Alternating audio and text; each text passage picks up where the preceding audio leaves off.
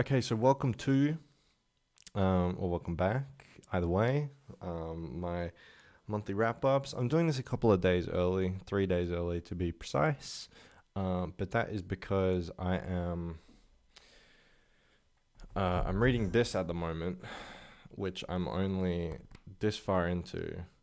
So I'm not finishing this by the end of the month. I know that for damn sure.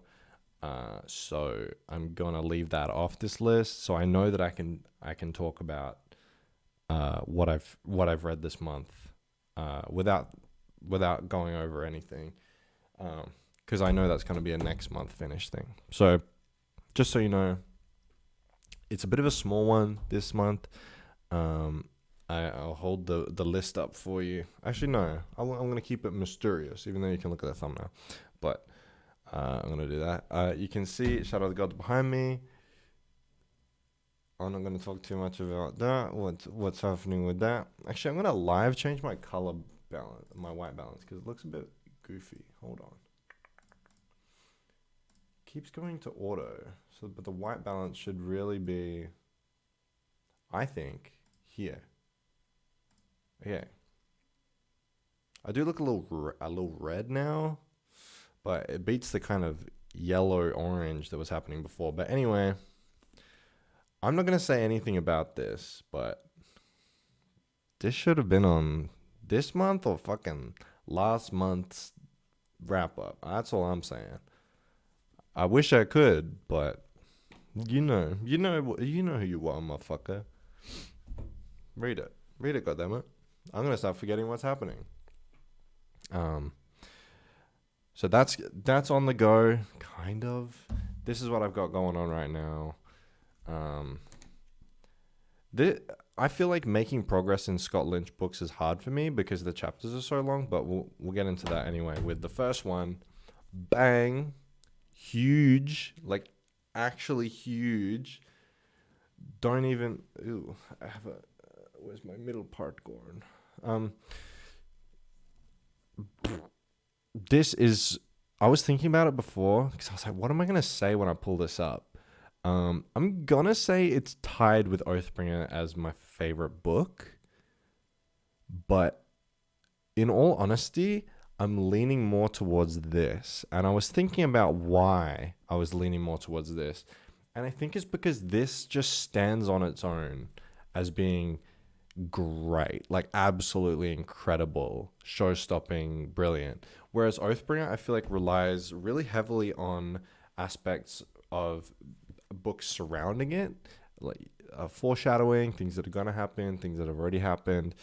And while I don't think that's a negative of the book itself, I just think that it proves that this one enamored me in such a incredible way that it didn't need any previous books to really bounce off of. It was just standing on its own, incredible, show-stopping, brilliant. So I'm gonna say this, but it's very light. Like I'm not really saying that with a lot of gusto or with a lot of permanence because I think Oathbringer is equally as good. I just feel like if I'm gonna pick a favorite book of all time, it's probably gonna be this one because it doesn't rely on the character building and the plot building from previous entries. It just is its own. It proves itself in just one book, which I think is really great. So we'll start off with the characters. I won't talk too much about side characters because someone did in a review for this, and they kind of spoiled some stuff because they were emphasizing certain characters, they weren't emphasizing other characters, and I was kind of like, oh, are they just going to die then because you're not emphasizing them? And that did end up happening. So that was a little bit frustrating for me. So I'm just going to talk about Locke Lamora because obviously he's gonna live through the whole novel. It's kind of his thing. So I'm just gonna talk about him. I'm not gonna talk about anyone else because I don't want to imply that anyone lives or dies. But Locke is such a great character. He's so interesting. He's so morally. He's not. He is presented as morally grey, but it depends on your morals whether or not he's grey or not. Because really, they're thieves, so they're inherently kind of on the bad side of the spectrum if you're going to talk about character morals and things like that, or being a good or a bad person. they lean more towards bad because they're thieves. But I feel like I really respect and understand and root for Locke during this whole time. Even though he's a thief, I don't really ever find myself being like, oh, he's a bad person. So I really do stand behind Locke a lot. And maybe that says a lot about how I view society, or as like kind of eat the rich type of thing. I think that definitely having that view on society is really going to help you here, because it'll mean you can really back the thieves and back the undercity who kind of want to steal from the rich, noble people and want to, kind of pillage their supplies and whatnot. That's kind of the way that it goes. I think this book is so smart. It's so smart. The way that the thieving happens is just so cool and fun and interesting and just really, really unpredictable. I really do think this book is super unpredictable. The way that Locke and his crew decide to approach some of these situations, Scott Lynch does a great job of not telling you what's about to happen and just letting it go. He doesn't often show you the planning behind the heist or the whatever it may be, the con game. He just kind of lets it flow. And I think that is so compelling when you're reading this book, because like every twist and turn is exciting. It's new. It's unpredictable. You don't know what the gentleman bastards are going to be doing next. And that is such a great aspect of the writing. I loved it. I thought all the thievery and the conning and the deception and all that was really, really smart, really well done. I think he really proves Locke as a really smart and capable guy, but also really flawed.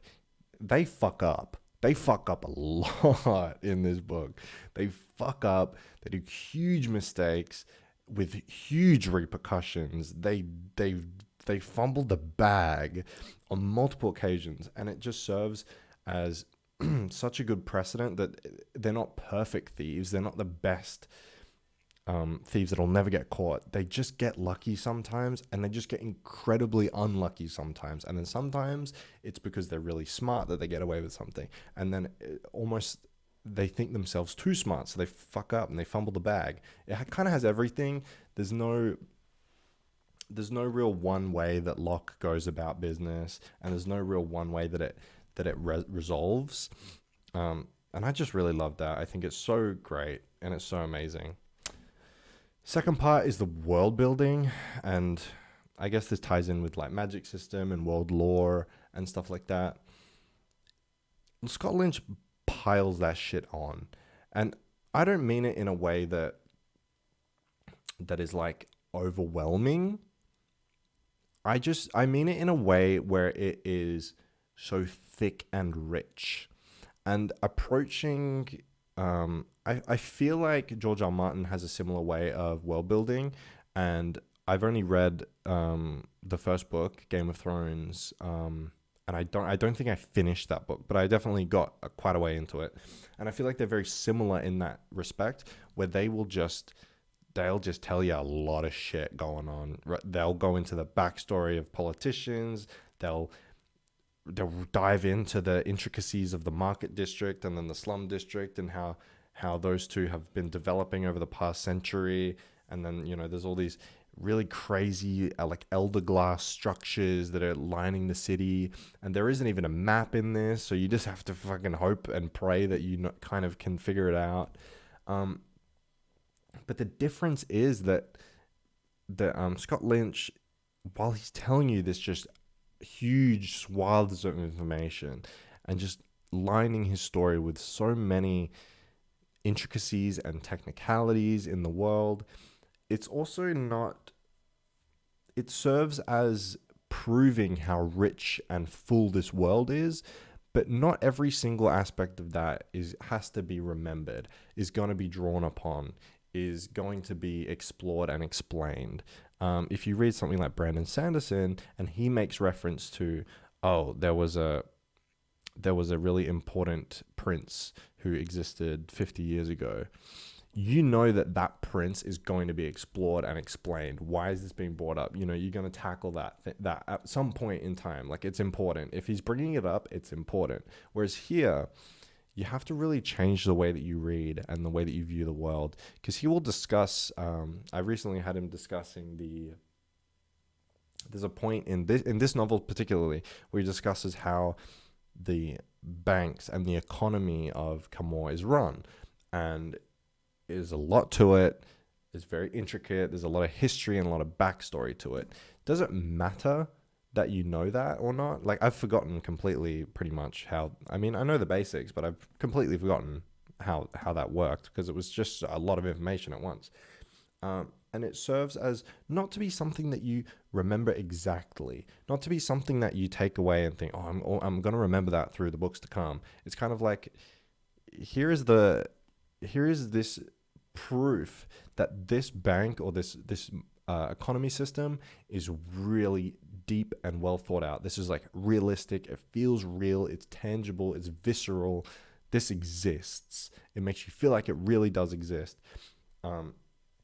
And that's his style of world building, where it's not all intentionally placed, but it's really rich world building that makes you feel like it's real without, I feel like when you read it, it's like you don't have to remember every particular bit about it. I mean, sometimes I really struggled to visualize Camor because there was just like so much information about what the streets felt like and looked like, and it was changing all the time because different areas of Camor looked and felt different, that sometimes I struggled a little to visualize and really feel what it was. But I think once I connected with the fact that Scott Lynch just wants you to feel this atmosphere, really feel like you're there, feel like it's real, by adding like complex history to everything. He wants you to feel like it's real and it's tangible. It didn't just kind of appear out of nowhere. Which is kind of how I felt about like something like Mistborn. I feel like a lot of the things that existed in Mistborn, there's definitely exceptions to this, but I feel like a lot of the cities kind of just appear out of nowhere, and it's like, well, they were built during the time of whatever, and it's like, okay. But this is like, I'm going to tell you exactly when and why this city was built. I'm going to tell you every little bit about it. I'm going to tell you every single person that's in power. Especially the next book that I've gotten started, it does that as well, and I feel like it's really great. But it's definitely just a difference. Sometimes I felt a little swept away by it. Sometimes it was adding to the story in amazing ways. So it kind of has its ups and its downs, and I feel like it mostly, like very much so, mostly ends up in being a really positive thing. But sometimes you get a little confused and be like, what the fuck is going on? There's so much going on. The pacing is great. I love it. I think it is so fast paced. It's really fun. It's just bang, bang, bang, one thing after the other. I will say there are not a lot of chapters in this. Let me try and find how many chapters there really are, because there is not a lot. Chapter, I think 17 or 18 chapters in this.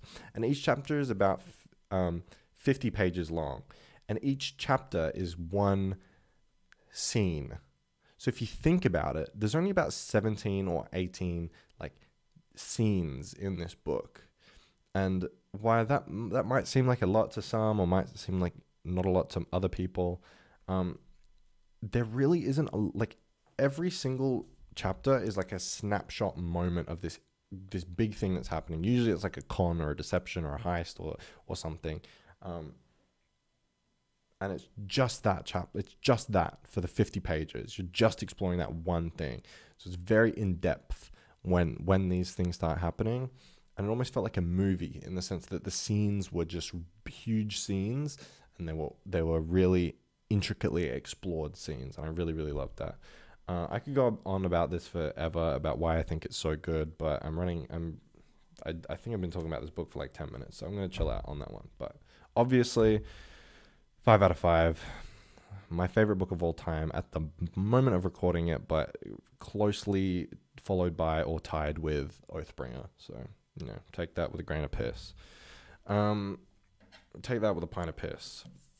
Next, we have The Hero of Ages, the final book in the Mistborn trilogy, first Mistborn trilogy, Era 1, whatever you want to call it. Don't really love the cover, to be honest, but I love the book. Like, I love how it doesn't have a dust jacket. It's compact. It's like a little brick. I really like that. I think this is probably the worst of the 3 covers, which kind of sucks, I guess, because I really do love the other 2, but you know, you want to get a set, so you kind of have to, if you don't like one cover out of 3, sometimes you have to make an exemption and exception and whatever. This book was kind of a letdown for me, because I think every other book in the series is a 5 out of 5. I gave this a 4. Gave this one a 4. And it mostly has to do with 2 particular characters that I didn't really love their story arc, and because they play such a huge part in the book, it really did affect me. I'm not going to talk about the rest of the cast, because I don't want to spoil who lives or who dies, or, you know, I don't want to talk too in depth about what the characters, because this is all going to be spoiler free. But I'm just going to talk about 2 characters that I didn't really enjoy their plot arcs in this book, and I'm not going to spoil anything else for any other characters. I'm not going to touch on any other characters, but I generally really enjoyed everybody else. I didn't have a problem with anyone else. It's just these 2 characters that I had an issue with, so I'm just going to talk about them. So don't matter who everybody else. We're not talking about them. You know, like Vin, for instance. I thought Vin was fine in this book. I thought Vin was good. Vin was fine. So my 2 complaints. First off is Spook / Lesterborns. I feel like it started off really well. I really enjoyed what was happening at the beginning of his POVs and his story and stuff. But eventually I just really felt... I just felt like this was a distraction that we didn't necessarily need. I was like, this is the concluding novel of a series. It's epic. It's huge. It's grand. And we're kind of starting a journey with Spook in a place that's relatively unimportant, or feels unimportant. And so I definitely was not really loving that. I mean, if that story happened in book 2, or was blended between books 2 and 3, and had a bit more relevancy, you know, maybe it took place in Lutherdale instead of wherever it happens to take place, I would have been a lot more interested and a lot more involved and enjoying of this story. But as it was here, I didn't really love the way that it was executed. I think Spook / Lesterborns is a great character, a lovely character. Love spending time with him in this book. I think he was really well written and well created in this book. I just think the timing was really off. I think the timing and the placement and all of that was just off, and it was strange. And we're in the concluding book of the series. This should be where everything is finally coming together and popping off. And it felt like we were beginning a journey in book 3. And I was like, that really shouldn't feel that way. It shouldn't feel like we're starting a new story in book 3. I want things to kind of be wrapping up. So that was Spook in this novel. And then the last one, or the second one that I didn't really enjoy so much was Sazed. Or Sazed. I think it's Sazed, though. I'm not an audiobook person. He's my favorite character in the entire Mistborn Era 1. And so having him be one of the more negative...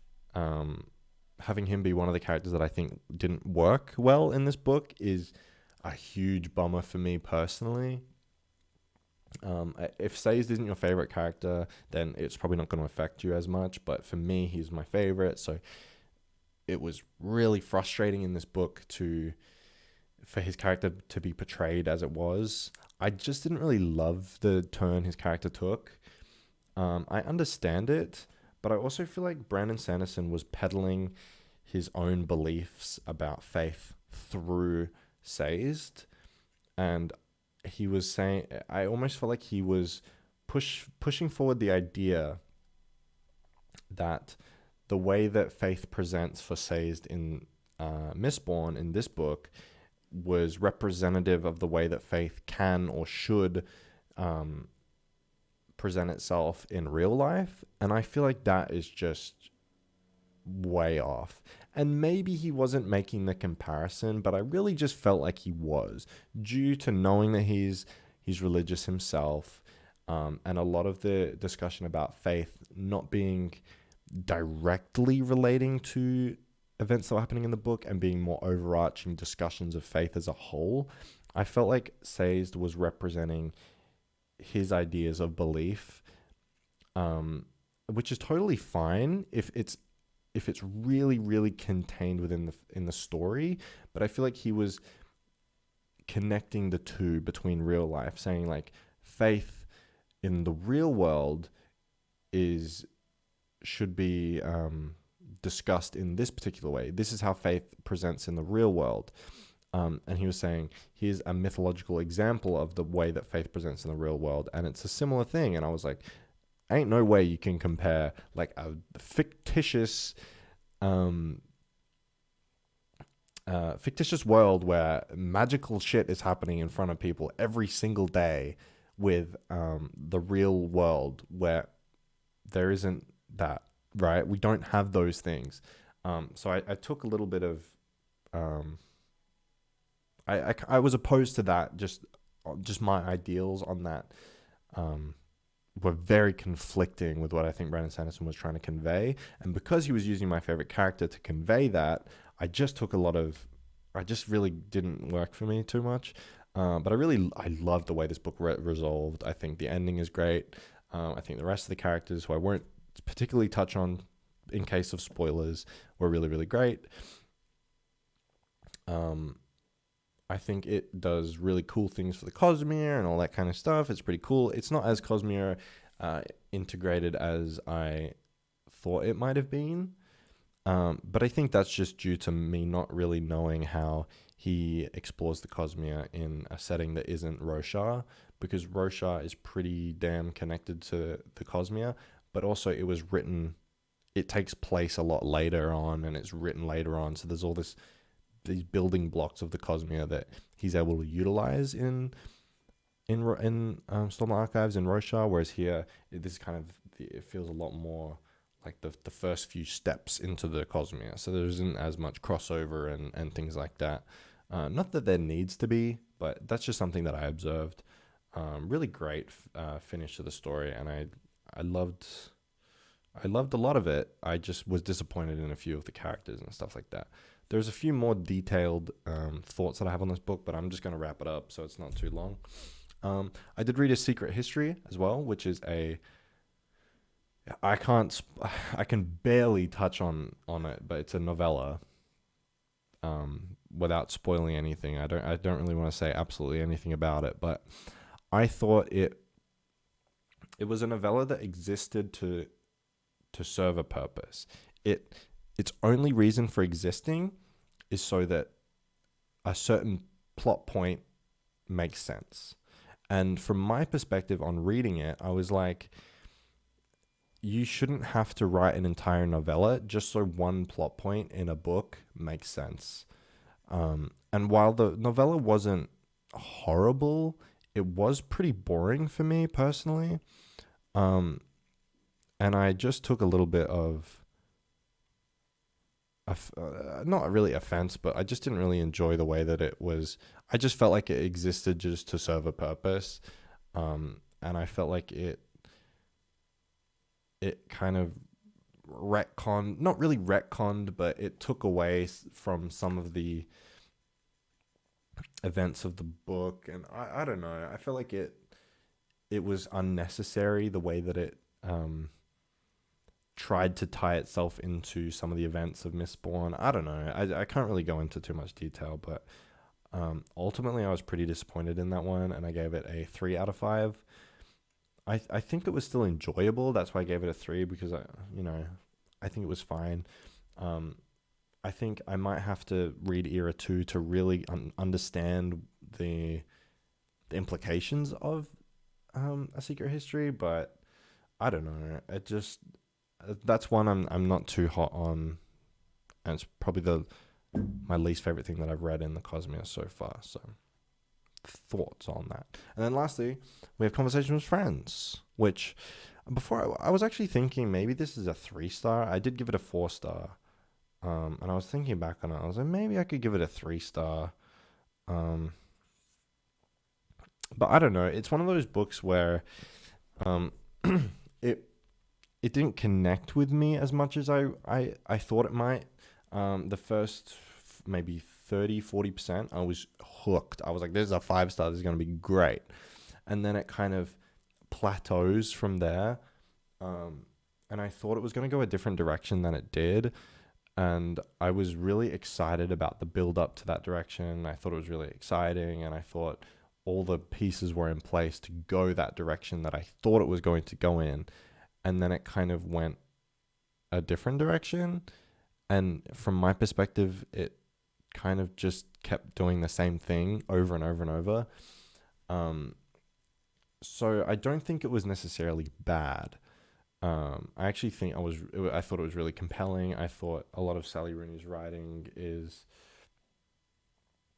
really captivating if you let it really sit with you. I love how blunt she is on a lot of topics. I really agreed with a lot of the main character's views on the world and just her perception of herself and her nihilism and her just understanding of the world. I just thought it was quite compelling and quite blunt and stuff. It's kind of hard to describe the main character. Um, I don't know. I think I think this would really work for some people, who can connect really like it almost feels like a self-insert book kind of thing where it's like she's just like me. She's just like me. I completely understand her. She's oh my god, like she is me. And I feel like if you can have like a she is me moment with this book, then you can really love it. I feel like the fact that she is a woman makes that a bit harder for me to connect with her character because a lot of the events that take place in this book and a lot of the way that she carries herself and thinks about herself have to do with womanhood and things like that. Um, and the lead male character is fucking Nick, and it's like I don't really care for him all that much, so it did make it a little bit harder for me to connect. And because this is such an emotional, close character study kind of look at the world and that I feel like you need that um, for this kind of book where it just feels so personal and intimate that I feel like if you connect with the character, you like it'll be like the best thing ever. But then if you don't really connect with the character, it's going to be one of the worst books you've read. So I kind of sit somewhat in the middle. I gave it a 4. I would consider a 3. But I don't know. It's hard to know. I think a 4 is pretty good. I thought I would hate her writing style with the no quotation marks and stuff, but I thought it was really really good. Um, there's a lot that I don't want to say a lot, but there is quite a lot of self harm that happens, and it's quite glossed over. So just a trigger warning for that one because, um, yeah, it definitely exists in this. There's some self harm happening, and it's pretty intense. But the thing that I found with the self harm in this book is it was super intense, but the character that we're following never wants to admit how intense it really is. They always gloss over, it's like very casual about it. Um, and I think that discussion is really important and is really well presented, and I think it's really captivating.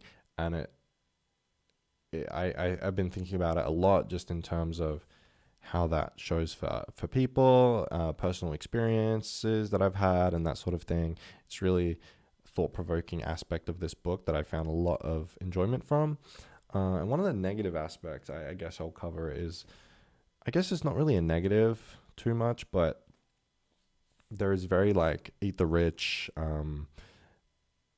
leftist characters in this book, which I think is great. I enjoy leftist characters and stuff, but I feel like they can get a little hypocritical at times. Um, they make these huge displays of leftist ideas about money and wealth and power and nepotism and all that kind of stuff. And one of the main characters that is so vocal about these thoughts, like finds so much profits off these things that she's critiquing so frequently. And I guess it might be a discussion of people whose political views can sometimes be hypocritical, or that they're not as they say one thing, but they're also kind of a part of the problem. Can you critique a system that you are profiting off of, that sort of thing? So I thought that was really interesting. There were some times where I disagreed with the way that she was presenting these things, and there were some times where I thought it was quite compelling and that it was intentionally being hypocritical. So I guess not really a positive nor a negative, but I think at times it kind of was like, okay, like you hate rich people so much, but you're literally the most rich person in this book. Like, make it make sense. So that was kind of one thing that I was thinking. But I think the idea of class is pretty well presented, even though the idea of her having an apartment at such a young age and with not having rich parents is kind of weird. Maybe that's realistic in Dublin, but definitely here, I mean, that's not gonna float. And she doesn't really seem all that grateful to her parents for it. So that's something that I also thought was a little bit weird, but I don't know. I guess for plot reasons, she has to have an apartment. I don't know. But yeah, I thought it was still good. I thought it was really fun to read, and it's quite short, so I didn't feel like I was too trapped in the novel for too long. But I definitely feel like the first 30 to 40% was like really fun, and I thought it was going somewhere, and then the last bit was a bit more disappointing. But I do enjoy where it ended up. Anyway, been talking for freaking ever, so that's that. Yeah, I'm reading Gentleman Bastards 2, Red Seas Under Red Skies, so that'll be in the next month, and then probably Warbreaker. I don't know. We'll see what happens. Bye. Ta-ta.